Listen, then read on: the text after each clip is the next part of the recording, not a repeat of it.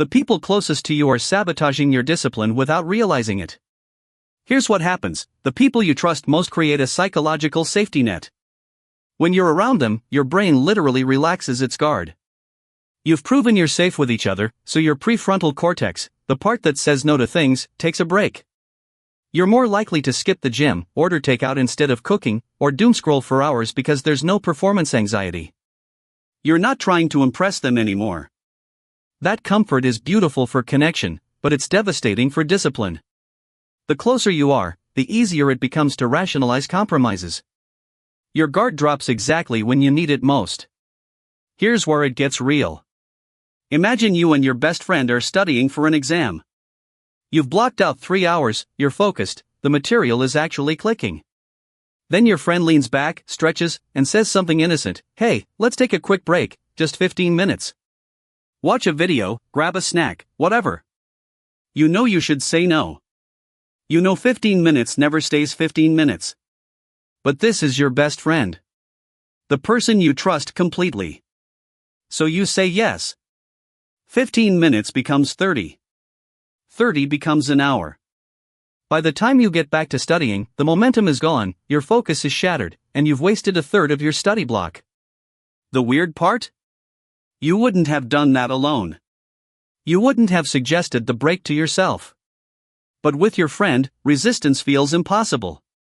It's not weakness, it's actually how your brain works. The closer you are to someone, the more your brain treats their suggestions as safe, as valid, as worth listening to. That trust that makes friendships beautiful is the exact same mechanism that dismantles your discipline. Your friend wasn't trying to sabotage you. They just wanted a break. But proximity plus trust equals vulnerability to their influence, whether they intend it or not. Here's what neuroscience calls social norming, and it's more powerful than willpower. Your brain doesn't just copy what your friends do, it actually rewrites what feels normal to you. If your closest friend checks their phone every 2 minutes, your brain gradually accepts that as the baseline for acceptable behavior. If they skip workouts and joke about it, your brain files that away as socially sanctioned. You're not consciously deciding to adopt their habits.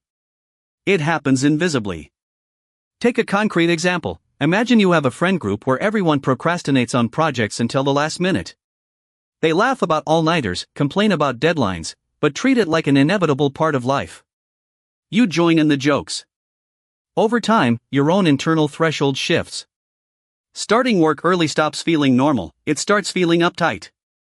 Your brain has mirrored their behavior patterns so thoroughly that your stated goal of being disciplined gets overruled by what your social circle treats as default. The scary part is you won't even notice it happening. You'll think you're making your own choices, but you're actually operating on borrowed standards. Your friend's discipline level becomes your discipline level, whether you want it to or not. That's the mirror effect in action.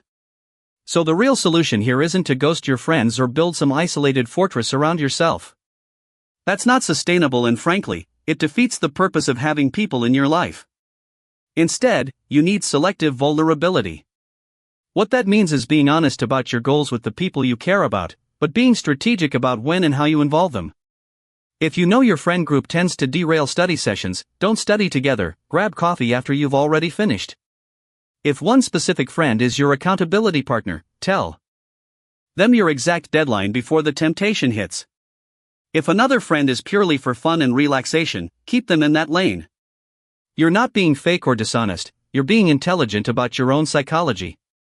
Think of it like this: you wouldn't ask someone who's struggling with drinking to be your wingman at a bar, right?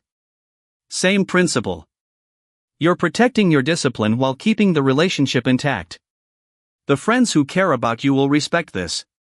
In fact, many will appreciate knowing what you're working toward. You're not cutting people off, you're deploying them strategically, which actually strengthens both your goals and your friendships. So here's the one shift that actually works: tell your friends your specific goal before temptation shows up, not during it. Don't wait until they're suggesting that break or night out. Say it beforehand: I'm hitting my word count today, no distractions. This transforms them from obstacles into allies. They'll actually help you stay on track because they know what matters to you. Accountability becomes natural, not awkward. Your friends become your strength.